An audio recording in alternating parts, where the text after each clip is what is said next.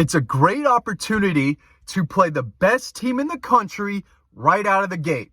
That's what they are.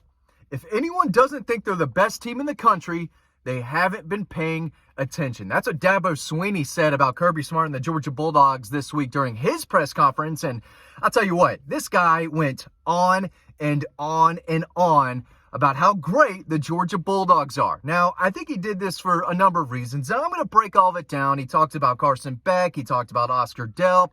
He talked a lot about the Dogs, and I think he's just getting out in front of this. He's telling his folks up in Tiger Town, hey, we are playing the best team in the country here. So let's have realistic expectations about what's going to happen or what could happen on Saturday in Atlanta. The Dogs taking on the Tigers. And again, this is all Dabo. He's been there for, almost 2 decades now building this team. He doesn't have the talent Georgia does.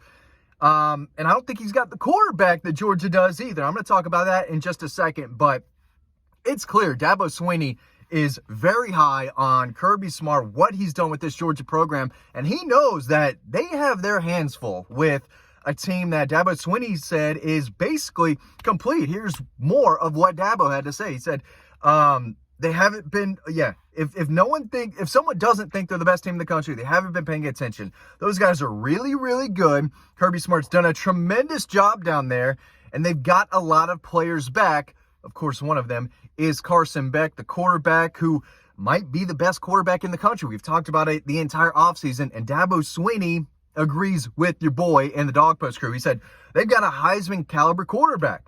He's a very good football player. He's accurate. He's opportunistic with his legs. He really understands their scheme. They do a great job of making you play assignment football. He's a great vertical thrower, which puts a lot of pressure on you. And if you look last year, when Carson Beck did try to stretch the field, it wasn't, 100% guarantee, right? I think that's one thing that Carson Beck could improve upon this year, and that's hitting those deep balls and hitting those guys in stride. Yes, he completed some of those balls down the field, but that's an area that could be improved, and Carson Beck will be the first to tell you. So, he's very familiar with Kirby Smart. They recruit against each other. Dabo Swinney goes into the Peach State to find players every single year. I mean, he has to recruit the state of Georgia. And Kirby Smart actually talked earlier this week. They don't really go head-to-head as much as they used to, but these two are very, very familiar. Kirby knows what Dabo and his team bring to the table, and Dabo obviously knows how great this Georgia program is right now. And he talked about Georgia's offensive line, too. This was something that really stood out to me. He said, as far as their offensive line goes, there's probably none better in the country, if I can get my words out. It's still early, so I'm still stumbling over some words. He said, this is a really, really talented group with a lot of experience. They've got big, strong backs and a lot of skill on the edges. Arian Smith, a guy that we recruited, is as fast as anyone we'll see all year. He can really stretch the field. They're a complete group on that side of the ball. On Georgia's physicality, he said they lost 2 games in 3 years, partly because they're a physical football team on both sides of the ball. He knows that they might have to win a smash-mouth football game if they can control Carson Beck in the offense. And listen, the more I dig into this, the more I think that, Clemson does have a chance to win this football game, but they've got to play almost perfect. They really do. I love the players they have on defense. I mean, you go up and down, the defensive line, the linebackers, the secondary. They've got guys all over the place. So I do think there will be some drives where Georgia, struggles a little bit. I'm not saying they're going to struggle all game. I think they're going to hit that 30-point mark, but I would be very impressed. Even as good as Georgia's offense is, and they are complete. They've got the quarterback, they've got the offensive line, they've got everything. Even though they may have 2 running backs out, right? Roderick Robinson out with a turf toe. It looks like Trevor Etienne will not play in this game. I was almost going to say will be suspended, which is the same thing. 1 game suspension, not playing in the game. So if there's one concern, right, or one question about Georgia's offense, it might be the running back room, right?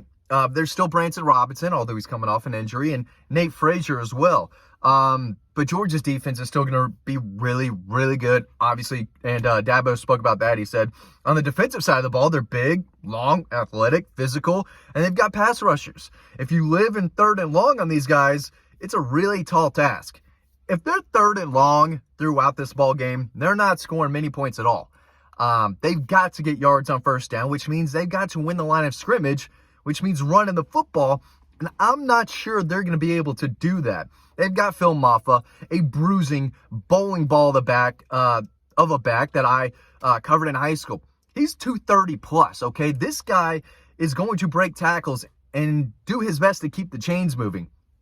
So Georgia's got to, I don't know if it's a concern of theirs, but they have to tackle well. And Kirby Smart spoke about that this week. He goes, it's all about tackling, shedding blocks, attacking the ball carrier, wrapping up, and tackling. Because they've got guys, they got big backs just like we do who can break tackles. So Georgia's front seven will have a challenge on their hands. But we'll see how that goes. I think Georgia's front seven has a chance to dominate Clemson's offensive line that I think is not all that great. It's filled with a lot of veteran, experienced linemen, but I don't think any of them are really that good, at least good enough to stop Georgia's front seven, especially the guys on the edge. He talked about Malachi Starks a little bit. He said they have one of the best safeties you'll find in the country in 24. Talking about Malachi Starks. He said they're Georgia, right?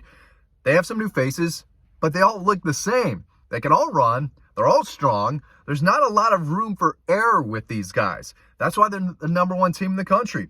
They've got to play well we've got to play well right out of the gate to have a chance to win a game like this.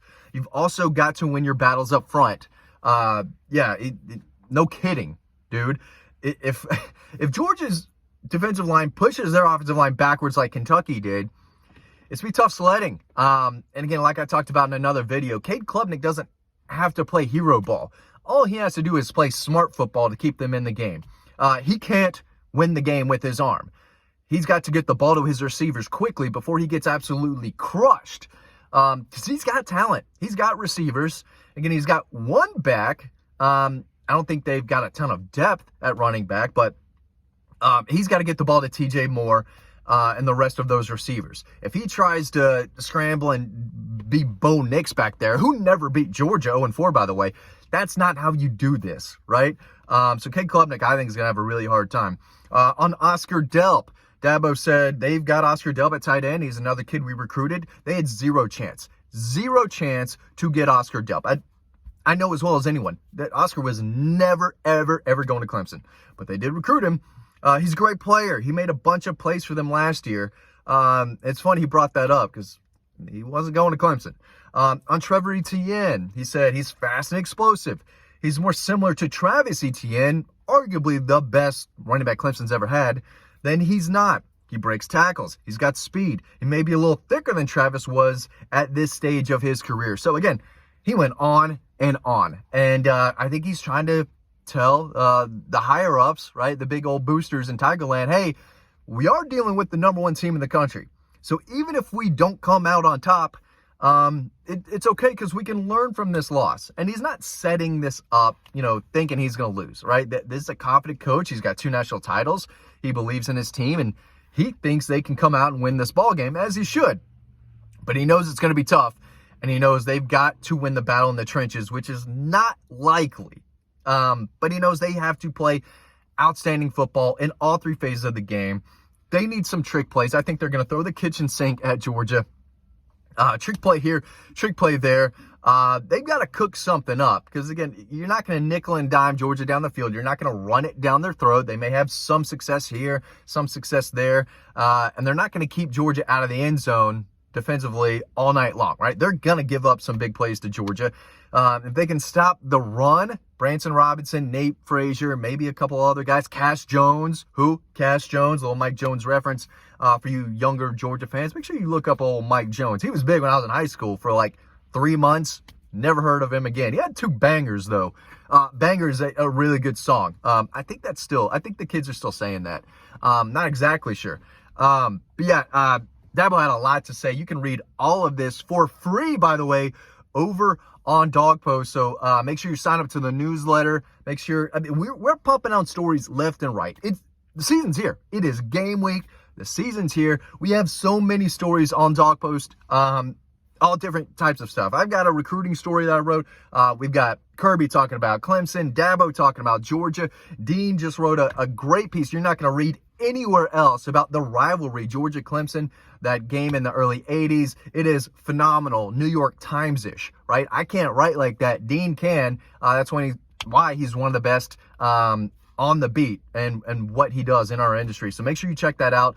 A lot of great stuff over on Dog Post. Thanks for watching this video. Hope you learned something, and I'll see you on the website.